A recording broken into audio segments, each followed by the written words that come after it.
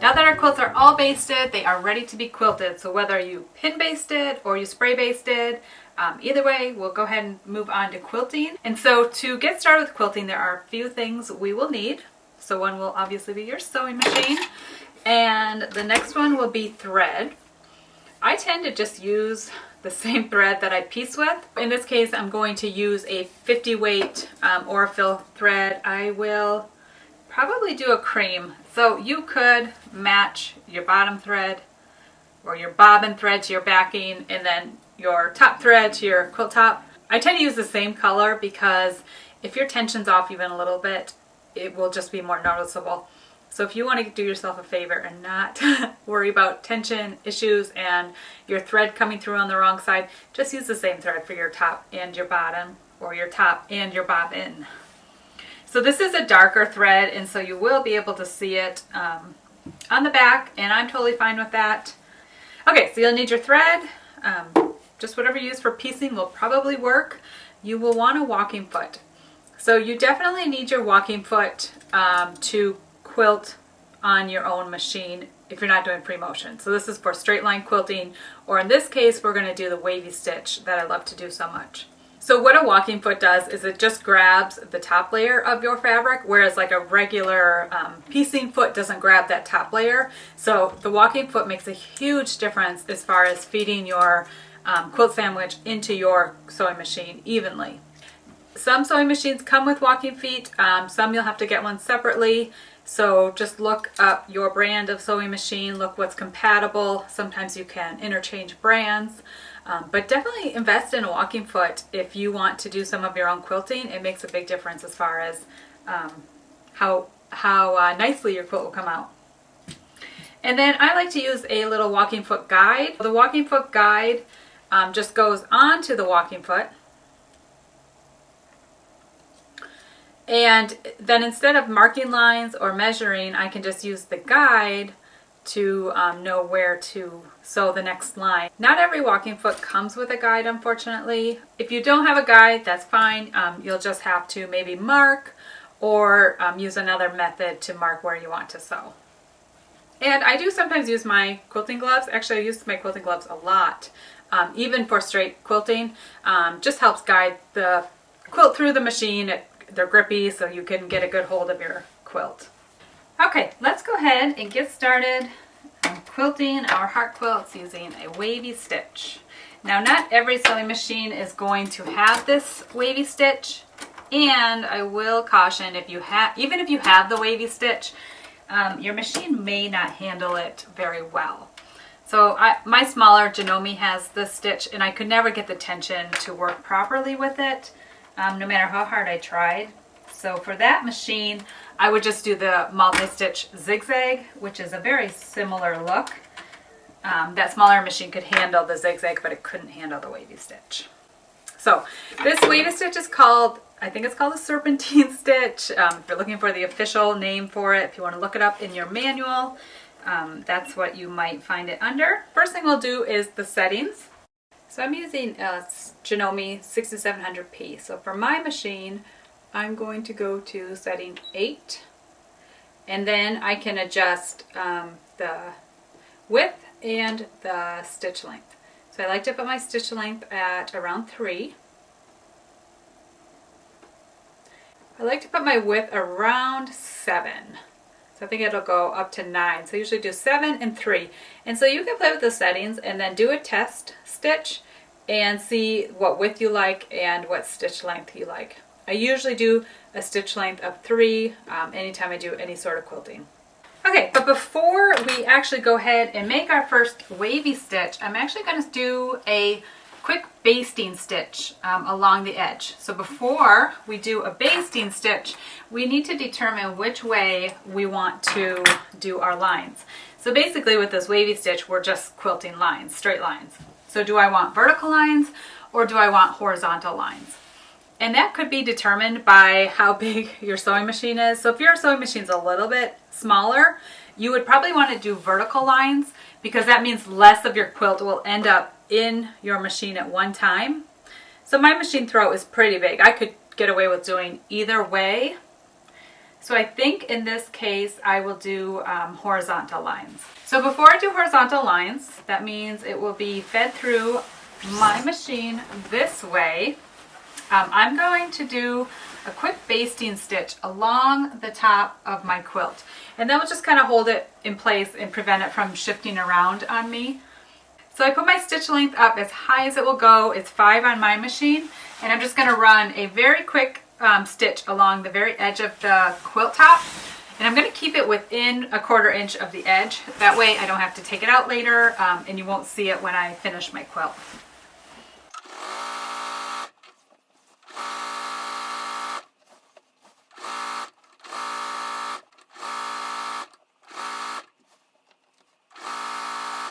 Okay, I just realized I actually don't have my tray up here. I do want my tray. In fact, I prefer to quilt at my kitchen table. So with the kitchen table, I have a huge surface that my quilt can be laid out on. Because once I baste it, I like to minimize the handling. So I try not to over handle it, over move it, or anything like that once it's basted. So I tend to quilt with my basic quilt just like this, laid out.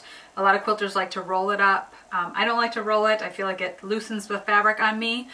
Okay, so I'm going to break all the quilting rules here, because if you were to find other quilting tutorials, they might tell you to start in the middle of your quilt, quilt one way, flip the quilt over, and then quilt the other way. I never flip my quilt. And so I started never flipping my quilt because on my smaller machine, every time I would flip my quilt, I could see it was flipped because the fabric would want to pull in different directions. So now I always start on one edge and I just quilt the whole way through without ever flipping. I could probably get away with flipping it on this machine because it doesn't pull fabric as much as my smaller machine did. But I like to do it this way because I would prefer to deal with maybe a little bit more of a wonky quilt at the end that I could kind of trim straight if I needed to, versus having fabric that was tugged in all different directions. So I'm going to start on one edge. I'm going to quilt every other line, and then I will come back through and fill in those lines. So I like to quilt as much as I can, as quickly as I can, to like secure the layers and again prevent overhandling. So that is why I'll do every other, or even you could do every third quilt line and then go back and fill it in. So I will usually start on a seam. So I'll usually use a seam as a guide, and I'll frequently go back to those seams, and so every time I come close to a seam, I'll try to use that seam to keep my lines straight. So normally I'm on my kitchen table where all of this can be laid out. It's actually falling over the edge of my table now. So what you could even do is, I think I'm going to pull my ironing board, I'm going to put it on the end just to help hold the bulk of some of the weight of my quilt. Here we go, we are ready for the first stitch. I usually start the first stitch by a seam, so I don't start actually on the edge. I'll start by a seam, work to the end, and then come back and go that way. So let me put my wavy stitch settings up. Stitch length of 3, a width of about 7, and I will usually test my stitch on a test piece, or you could even test it right here on the end. And just to make sure your tension is good. If you're struggling with tension, you're gonna have to turn to Google for that. There's just so many things that can mess with tension. The first thing I would always do if I'm having a tension issue is I would change the needle and completely clean out my machine. Clean out the lint, clean out everything, change the needle. That doesn't solve the problem. I would get a new bobbin, wind a new bobbin, and kind of go from there. Tension issues I know can be so frustrating, and I don't have all the answers for them, but those are definitely the two things I would do first. Okay, here we go. So I'm going to start my first stitch. I don't have my guide on my walking foot yet. For this first stitch through, I'm going to use the seam as a guide, and I think I will do my lines 1 inch spaced, which means I will do, I will quilt I think every 2 inches. And then go back and fill in 1 inch. So just make sure you start your needle down on the outside of your quilt top. And here we go. You can kind of see how I handle my quilt, how I hold the quilt, and I try not to over push it or overdo anything to it. And this is where I like that quilting glove. I usually just wear it on the one hand just to help guide this through. Okay, and before I go too far, I'm just going to check my underside tension, make sure it all looks good. So far so good here. What I love about this wavy stitch is that it is super forgiving. So like straight lines, you can see if your line is crooked. But for the wavy stitch, you can't tell if you're off a little bit.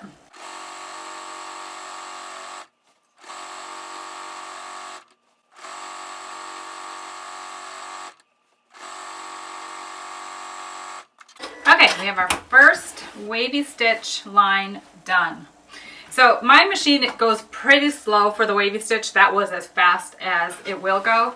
But for any time with quilting, you will always do yourself a favor if you slow down. The slower you go, the easier it will have picking up fabric, and it will just quilt more evenly. You'll have less puckers, less shifting. Okay, so I have my first stitch, and now I want to go every 2 inches.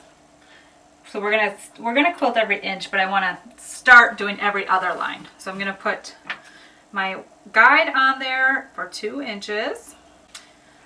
And now I can just use my guide. So I just run my guide down the center of the stitch. So again, this is a very forgiving stitch. It does not have to be perfect.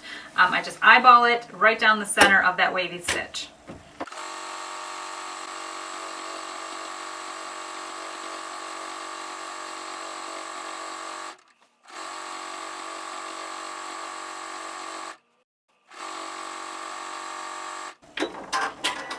Okay, so I think I can do one more stitch on the edge, and then we will start going in the other direction.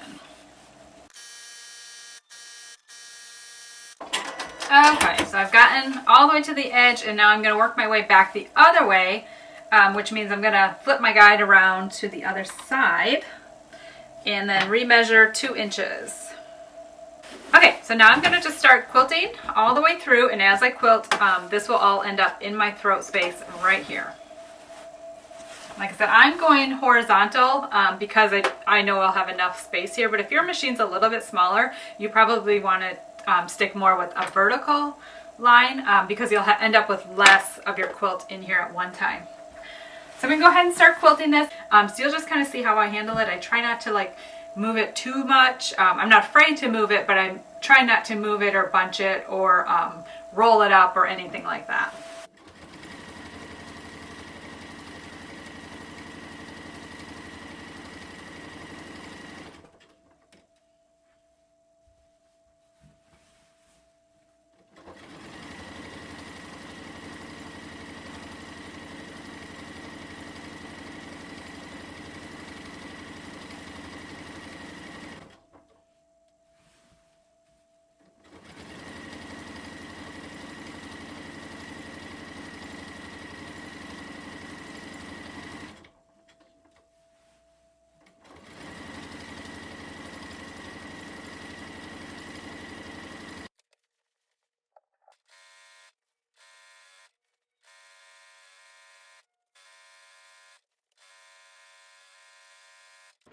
So this is an area where I'm back on a seam. So if I'm lined up on the stitch, I can see that the edge of my walking foot is on the seam. So I'm kind of going to ignore the stitch and just keep using the edge of the seam. And that will just help keep your lines nice and straight. So if you run out of your bobbin thread in the middle of a row, so there's a couple things you could do. You can tie this off and then restart, or you can just backstitch. I will say most of the time I just backstitch, or we could tie it off and hide the threads. So I will pull a little bit extra out so I have enough thread to tie a knot. And it's actually pretty easy to knot off a thread. Okay, so I'm just going to take these 2 threads and tie knot in them. The one is kind of short, so it's a little bit hard to do. Okay, so that's 1 knot, and then I'll double knot it. I'm just going to go ahead and thread them into a needle. And a lot of times I'll actually, especially if it's short like this, I will stick the thread or stick my needle in my quilt already. Make sure you are not between all layers, just between the top layer and the batting. And let me get this thread through the needle. The needle is threaded, and then go ahead and just pull it through. Give a little tug if you need to try to get that knot buried, and in my case it is, and then just trim off the excess. And then I will redo my bobbin and then just start right where I left off. Now a lot of times it starts at kind of a sharp angle. It's hard to line up the waves. I don't worry about that.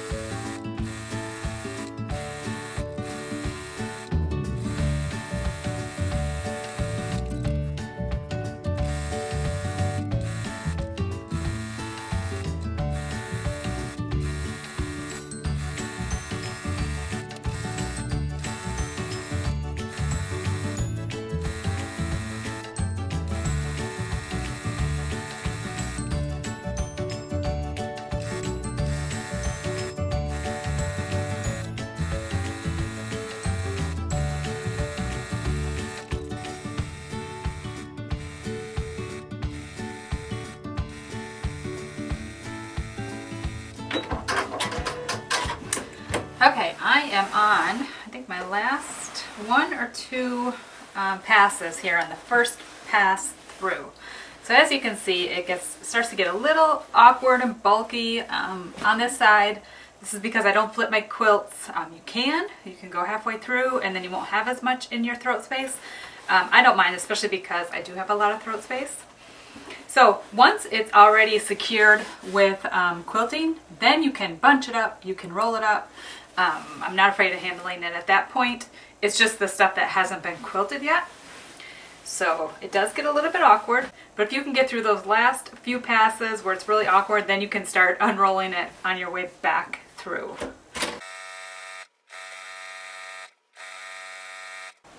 I'm really trying to keep it straight too. I want it to come out of the machine straight. I don't want it being pulled one way or the other. Then that's how you'll get a warped or stretched quilt.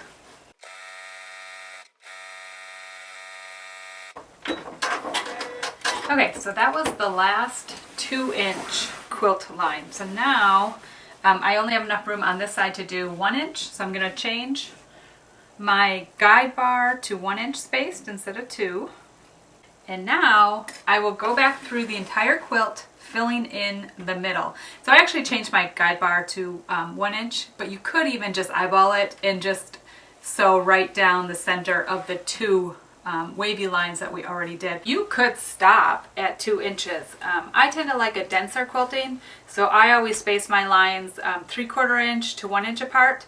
2-inch quilting is perfectly fine for a quilt, so you could do 2-inch quilting and be done, or you could go back and fill in for denser quilting like I'm doing here.